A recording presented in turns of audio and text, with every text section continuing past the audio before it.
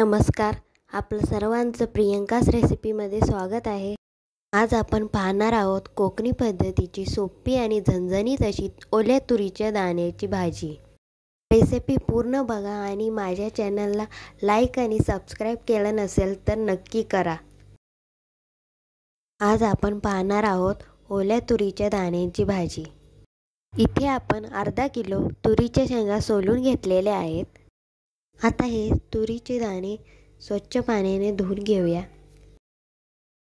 तुम्ही पाहू शकता इथे मी तुरीचे दाणे स्वच्छ पाण्याने धुवून घेतले आहेत। यामध्ये आता एक मध्यम आकाराचा बटाटा मी कापून घेतलेला आहे। बटाटा काळा पडायला नको म्हणून मी यामध्ये थोडंसं पाणी घेतलं आहे। आता आपण हे पाणी काढून टाकूया।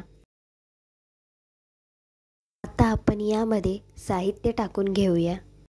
2 चमचे लाल तिखट टाकूया। तुम्ही तुमच्या आवडीनुसार तिखट कमी जास्त करू शकता। पाव चमचा हळद आणि 1.5 चमचा मीठ घालून घेऊया।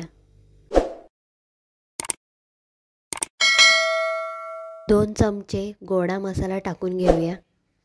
हा मसाला आम्ही घरीच बनवतो। आता कढई गॅसवरती तापाशी ठेवलेली आहे। त्यामध्ये आपण तेल घालून घेऊया। 2 चमचे तेल घालून घेतलेलं आहे।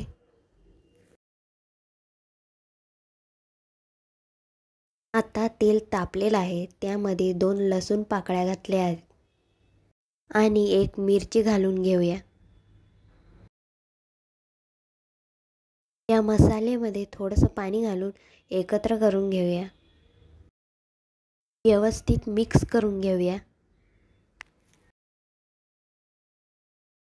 इथे आपण जे भाजीमध्ये मसाले टाकले होते त्याचीच आपण फोडणी देणार आहोत।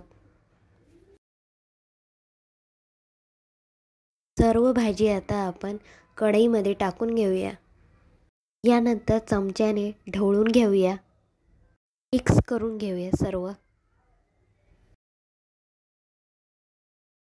त्यानंतर आपण यामध्ये अर्धा चिरलेला टोमॅटो घालून घेऊया।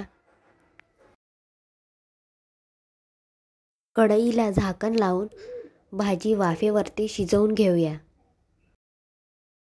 आता आपण कढईवरचं झाकण काढून घेऊया। बघा मस्त असे तेल सुटलेलं आहे भाजीला।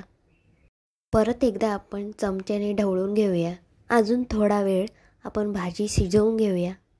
आता आपण झाकण नाही लावायचं आहे। भाजी तयार झाली आहे। आता तुम्ही पाहू शकता झणझणीत अशी ओल्या तुरीच्या दाण्याची भाजी तयार झाली आहे। रेसिपी आवडली असेल तर लाईक करा, शेअर करा आणि सबस्क्राईब करायला विसरू नका।